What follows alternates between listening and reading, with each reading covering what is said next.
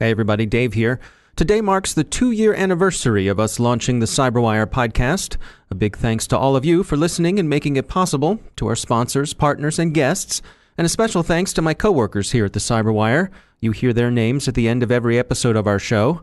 We're a hard-working, scrappy startup team doing our best to help keep you all up to date on the latest cybersecurity news. So thanks again for listening. We're looking forward to year number 3. Dark Caracal is tracked back to its Beirut lair, Group 123 phishes in South Korean waters. Schneider Electric describes the zero-day Triton Trisis exploited.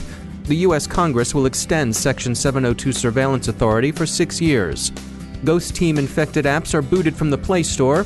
Graham Cluley drops by to talk security. And is there ever a good reason to write down a password?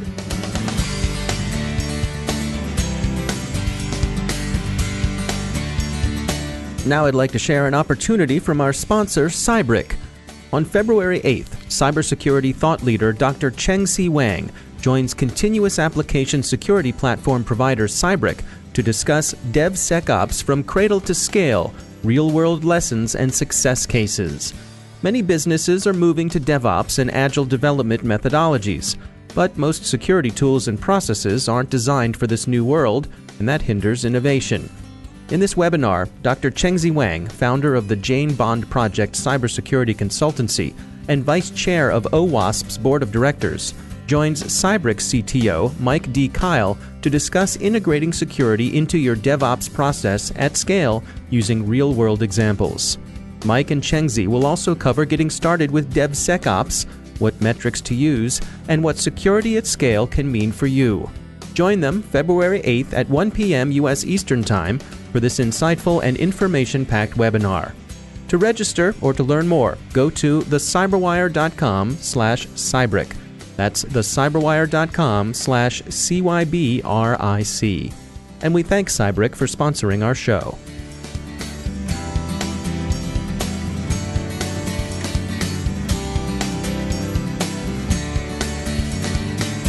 Major funding for the CyberWire podcast is provided by Cylance. I'm Dave Bittner with your CyberWire summary for Friday, January 19th, 2018. Add another healthcare sector incident to this week's news of unrelated incidents running from southern and eastern Norway to Indiana and Mississippi. AllScripts, the Chicago-based provider of electronic health record and practice management tools to some 2,700 hospitals and 13,000 other care organizations, is investigating a ransomware infestation that appears to be affecting some of its applications. The issues came to light yesterday and are reported to be concentrated in applications the company's North Carolina data centers in Raleigh and Charlotte host. The company has taken down its professional EHR services and its electronic prescribing system until remediation can be accomplished. Other affected functions included regulatory reporting, clinical decision support, and various communications and payment apps. AllScripts support is working with clients during the disruption as the company works toward restoring full service. Cisco Talos reports on a new threat actor, Group 123. It's responsible for 6 identifiable campaigns mounted during 2017 and continuing into this year: Golden Time, Evil New Year, Are You Happy?, Free Milk, North Korean Human Rights, and Evil New Year 2018. The odd names allude to the campaign's distinctive fish bait. All except Free Milk targeted South Korean individuals and organizations. Free Milk was international in scope. Talos is commendably reticent about attribution, but you don't have to be George Smiley to see that those look like the work of Pyongyang. The payloads in these campaigns included both remote access Trojans and disk wipers. Schneider Electric offers a post-mortem on Triton Trisis industrial malware and the zero-day it exploited. The company has determined that a vulnerability in its Triton safety controller firmware permitted exploitation for privilege escalation, and that this enabled attackers to meddle with emergency shutdown systems during attacks on Middle Eastern systems believed to be operated by Saudi Aramco. Schneider said the Trisis Triton malware included a remote access Trojan, a rat, that enabled attackers in principle not only to shut down plants, but to induce unsafe conditions and damage difficult-to-replace equipment. The attacks of late 2017 were widely called game changers because of their happily unrealized potential for catastrophic damage. Schneider is fast-tracking firmware updates to prevent a reoccurrence, but in the meantime, they recommend that users always enable Triton's cybersecurity features, always deploy safety systems on isolated networks, don't make them easily connected, and pay close attention to sound physical security of safety systems and networks. They also recommend other standard digital hygiene best practices. As the Davos meetings approach next week, thoughts of the participants turn to geopolitical tensions and the way those are increasingly manifested in cyberspace. Russian capabilities in hybrid warfare, of course, prompt considerable reflection and concern, and the North Korean operations we've mentioned are also well known. But states that are neither large nor rogue can also be problematic. One of those, perhaps surprisingly, is Lebanon. The Electronic Frontier Foundation and security firm Lookout have issued a report describing an operation they're calling Dark Caracal, named after the long-eared wildcat endemic to North Africa and Southwest Asia. Dark Caracal is a long-running espionage campaign that has been affecting Android mobile devices since 2012. Lebanon's intelligence service, the General Directorate of General Security, GDGS, is the organization being held responsible for the campaign. Their targets included journalists and activists, military personnel, manufacturers, and financial institutions in more than 20 countries. Several things are noteworthy about the discovery. First, the GDGS seems to have inadvertently left the information they took exposed on an open server.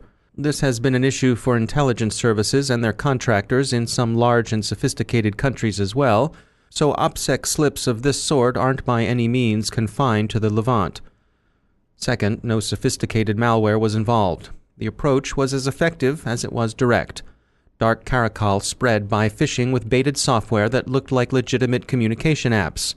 The malware simply used the permissions users granted when they downloaded it. Third, and in some ways most interestingly, it seems the GDGS may have rented its espionage tools and infrastructure from some third party. The researchers say they found servers and malware associated with Dark Caracal they'd seen last year in an investigation of hackers apparently working on behalf of the Kazakh government. Whether Lebanon rented the stuff from Kazakhstan or vice versa, or whether both intelligence services are buying from some third-party vendor is unknown, but the appearances suggest a complicated market for espionage tools and infrastructure. In the U.S., the Senate yesterday voted to extend Section 702 surveillance authorization for another 6 years. This means the U.S. intelligence community will retain what it regards as an essential foreign intelligence collection authority. In news of other hacks, Google has kicked 53 apps out of the Play Store. The malware they were hosting was GhostTeam, which is designed to steal Facebook credentials. Trend Micro, the security firm who's published the results of their investigation into the malware, thinks internal signs point to a Vietnamese origin for the code. So far, they haven't observed any significant exploitation of Facebook credentials, but Trend Micro is working with both Google and Facebook to prevent a major outbreak. Finally, this is the week that began with some false alarms of missile launches issued by Hawaiian civil defense authorities and Japanese broadcaster NHK. The unrelated incidents were due to operator error, abetted perhaps by some questionable user interface design choices, so they weren't the work of hackers. But pictures from the Hawaiian Center have raised a lot of eyebrows in security circles, because pictures taken in July of workspaces in the Hawaii Emergency Management Agency command post showed an official posing in front of a monitor adorned with a sticky note that had a password written on it. There's been a great deal of contemptuous mockery, like the tweet that said, "The deep state apparently uses password post-it keeper," or the Reddit wisecrack, "You have to write your password on the back of the post-it note for it to be secure."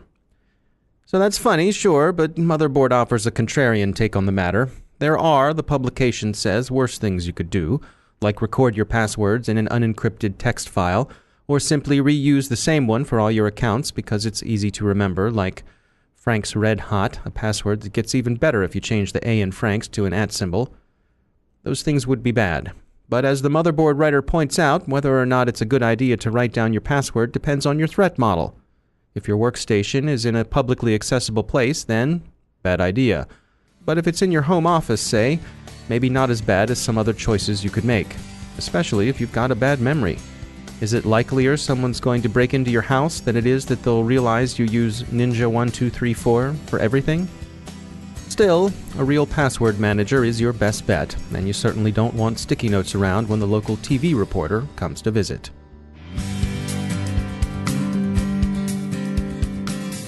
And now a moment to tell you about our sponsor, Control Risks. For over 40 years, across 178 countries, Control Risks has partnered with the world's leading companies to help them be secure, compliant, resilient, and to seize opportunities. From kidnapping in the jungles of Colombia to cyber-enabled extortion, they've been with their clients as risks have evolved. In an interconnected world, cyber risks are everywhere you operate. Control Risks has a comprehensive view of cybersecurity, a critical business risk within a context of geopolitical, regulatory, and competitive complexity. And thanks to their unique heritage, they provide clarity and actionable guidance that only decades of risk experience can bring. Control Risks brings reassurance to the anxiety about your cyber risk. Let them show you what over 40 years in the risk business has taught them. Find out more at controlrisks.com. That's controlrisks.com. And we thank Control Risks for sponsoring our show.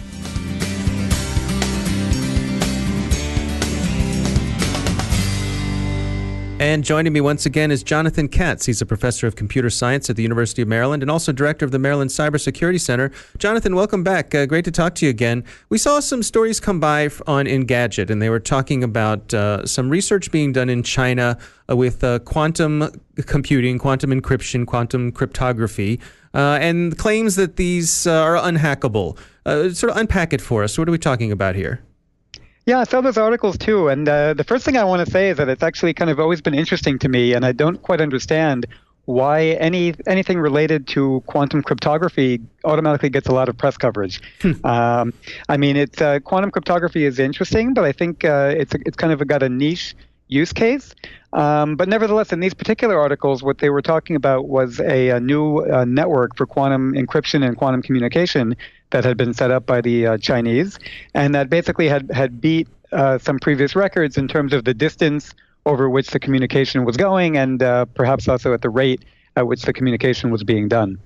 And when they say unhackable, they always put it in scare quotes. You know, is that a reasonable thing to say, or is it merely a factor that someday a clever human might come up with a way to crack any type of cryptography?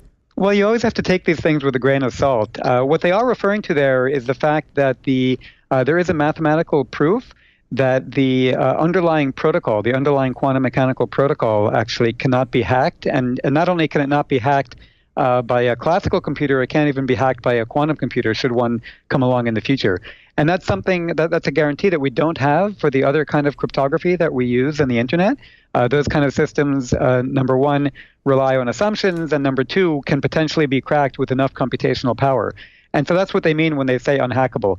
Now, having said that, of course, what you realize is that in practice, most systems that get broken are broken not because of the cryptography, but by things surrounding the cryptography, by the implementation, by user error, by an attacker maybe hacking the physical devices being used for the communication. So, you have to take the unhackable there with a bit of a grain of salt, but nevertheless, it is kind of nice that these systems come along with some kind of a proof that at least the underlying protocol itself is not going to be the point of failure. And is this something that's still off on the horizon? It's merely at the research stage, or are there practical uses on the way for this? It's kind of right at the borderline. I do think that it will remain a niche technology that will only be applicable in certain scenarios.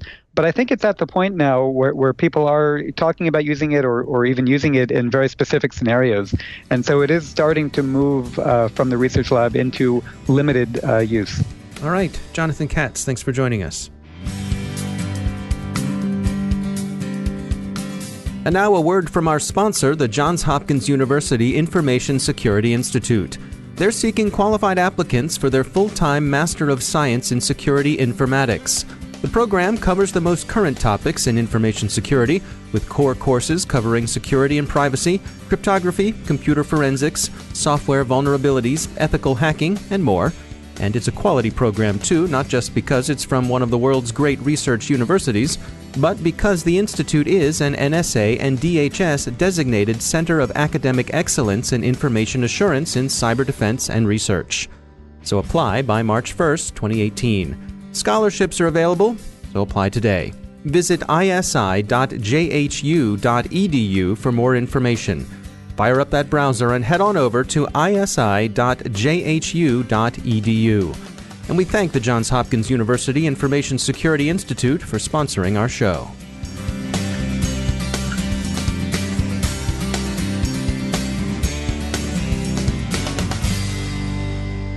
My guest today is Graham Cluley. He's a popular voice in the cybersecurity world through his own website, grahamcluley.com, and as co-host of the Smashing Security podcast with Carol Theriault. He's a popular keynote speaker and a regular on broadcast media around the world. I began our conversation by asking him for a status update when it comes to cybersecurity. You know, I like to be upbeat about these things. I like to think positively. And I think if we're going to put some positive spin on this, by now, January 2018, we can assume that all of us have had our identity stolen at some point or another, to some extent or another, via one of these huge breaches. So in a way, that's good news, because now we're aware of identity theft. Maybe we're even aware of some of the steps we need to take in order to make sure that funds aren't beginning to disappear from our wallets as well. So it's almost like there's been so much bad news and so many bad experiences that we're a little bit more battle worn as a result. And so we've been in the fight for a while, and so we're better prepared from that point of view. But other than that, I don't really see anything that great and positive on the horizon. I think we're going to see another year of enormous vulnerabilities, huge data breaches, and shocking privacy scares. And I suspect it's going to be that way for many, many years to come. What do you suppose GDPR is going to do in terms of having an effect globally? Well, it's already had an effect, certainly in Europe, of course, where companies have really been on the ball and have been putting measures in place for some time to get themselves prepared for it. And I think in the case multinationally, some companies outside of Europe have simply not realized that this also affects them. And if they have any customers in Europe, they need to make changes maybe to their systems and appreciate that potentially there could be some very, very large fines coming on. I'm somewhat skeptical as to whether we are going to see this really enormous fines and damages imposed upon companies that the law provides for when this comes round. I suspect it's more being used to scare people, but for many companies, this has been an enormous upheaval. But if it does wake up any companies a little bit more seriously and wake up the board and the C-level executives to the threats which are out there, then that has to be good news, because for too long, too many companies have really had a slipshod approach to protecting their customers' data. And that has to change, because we are putting our trust in these online businesses, and indeed non-online as well. And yet, time and time again, they're proving themselves to be, frankly, incompetent at protecting our information. I'm more concerned, actually, that many companies and many individuals these days are almost accepting data breaches as a fact of life and thinking, oh, well, what could we have done? Or they're rolling out the age-old excuse of, oh, well, it was a highly sophisticated attack using mysterious zero-day vulnerabilities. And you know what? It could well have been state-sponsored as well, in which case it's like, oh, well, that's all right that you got hacked, because clearly there was nothing you could do. And I get fed up with companies using those kind of excuses and try and wiggle their way out of it. I would really love to see consumers voting with their wallets and actually punishing the companies who do suffer these data breaches by no longer doing business with them. But I know from my own human experience that it's a hassle changing providers or suppliers. It's a hassle. If you have a relationship with a company and they're providing you with a service and they suffer a data breach, it's quite a nuisance changing your supplier, isn't it? Or moving your account. And in some particular cases, you simply can't do it. If it's a government agency, or if it's the National Health Service or some of that, there's no other choice. You have to do business with them effectively. You have to entrust them with your data. And, you know, what more can you do? But I certainly, for the commercial data breaches, I would love to see users really making their opinions felt strongly about this, and not just for that week, the initial week after the breach is exposed, but actually remember it and tell their friends, never deal with XYZ company again because they treated us so badly a year ago. Yeah, I wonder if we're going to see a time where companies use security as a feature, similarly to the way, for example, that, Volvo made a lot, the way they sold safety. When no one else was making the point of safety, Volvo made that a selling point. And it doesn't seem like we've seen that yet with security, but it strikes me that that could be an area where someone could try to have a competitive advantage. It would be nice, wouldn't it? I mean, I think for most people, unfortunately, security simply isn't sexy. I mean, you look at the huge growth we've seen in Internet of Things devices. Every device imaginable these days has got the internet connected to it. And it's simply another feature which they can put on the side of the box and say, it's not just a toothbrush, it's a toothbrush which can connect to the World Wide Web. And people say, oh, yes, I'd like one of those. But that's the thing which makes them choose that particular toothbrush on Amazon, rather than this is a really secure toothbrush, which can never be connected to the internet and doesn't require internet updates for when a security vulnerability is found. It simply isn't sexy enough. The only company which I've really seen making a bit of a stand on this is, and it's not so much about security, it's more about privacy, is Apple, which has acted differently from some of the other technology companies out there and said, look, we're not going to make money out of you by collecting your data and potentially putting you at risk that way, or displaying ads everywhere and, again, maybe exposing you to risk. We're going to make money by charging you a heck of a lot of money when you buy our shiny gadget. And so they charge more than most people charge for their particular gadget. But what they do is they say, that's going to be it. Once you've done that, that's how we're going to make you money from you. And maybe we'll make some more money from having you in the ecosystem and you buy things in the App Store. But we're not going to be selling your data. And I like that they appear to have that attitude. Now, having said that, they still have security vulnerabilities and sometimes really bad ones. But they do appear to have adopted that as a philosophy. And of course, that's sometimes got them into trouble with governments because they've been so hot on privacy and locking down their phones, for instance. Do you have any advice for those people who are considering a career in cybersecurity in terms of pathways they should take, or classes or certifications? What's your take on all that? I do get asked this quite a lot, and I feel incredibly underqualified because I don't have any computer security qualifications. I fell into this industry 25 odd years ago completely by accident. I just think I have no idea. The world has changed so much in 25 years. I haven't gone to a job interview in 25 years either. What I would say to people is try and keep on the right side. Don't be tempted to do naughty things just because they're possible. And, so if you're going to, for instance, if you're interested in penetration testing, make sure that you have the permission of the company whose systems you're testing, or you're looking for vulnerabilities. So make sure you don't blot your copybook from that point of view, because it may impact your future career. But the big resource which I would really recommend, which wasn't available to me 25 years ago, are sites like Twitter. Because there you can begin to converse and join in the conversations with so many really brilliant security researchers. There are fantastic conferences around the world as well. You may be a B-Sides or something like that in your area, which is fairly easy to get to, where you can meet some of these people, form relationships, and learn a huge amount. The opportunities are out there to gather information, to join in on forums, to exchange expertise, to learn, to watch YouTube videos, to get really enthusiastic about this. But, keep your nose clean. Don't do anything silly which your future self might regret. All right. Graham Cluley, thanks for joining us. His website is grahamcluley.com. And, of course, the podcast is Smashing Security. If you haven't checked it out, please do. It's a lot of fun. Thank you very much. We'll have an extended version of my conversation with Graham Cluley for our Patreon subscribers. You can learn about that at patreon.com/thecyberwire. And that's the Cyberwire. Thanks to all of our sponsors for making the Cyberwire possible, especially to our sustaining sponsor, Cylance. To find out how Cylance can help protect you through the use of artificial intelligence, visit Cylance.com. And thanks to our supporting sponsor, E8 Security. Follow the behavior, find the threat. Visit e8security.com to learn more.